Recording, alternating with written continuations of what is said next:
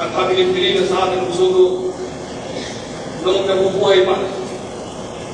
Ang sabi niya sa akin, pagkatandaan mo, huwag kang mangungutang.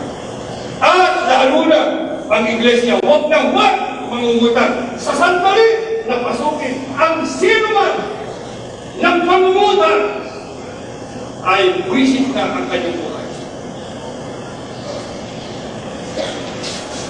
Ginalaban. Kaya pagka meron nung ipagagawa ang iglesia, tinitingnan muna namin ang kabangyaman. Tinatanong mo muna ang mga may hawak ng pananalapi. Kaya ba ng iglesia? Nung ipagawa ang templo, wala kayong narinig.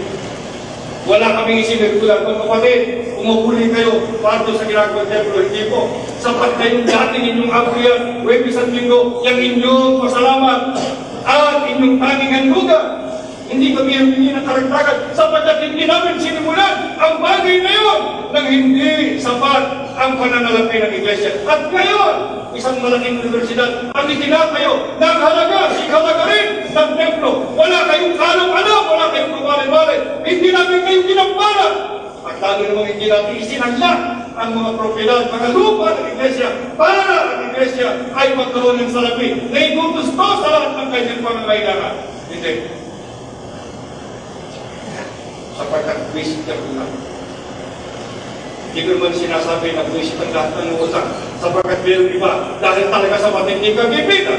Pero kayo na mag-isip na sinasabi ko.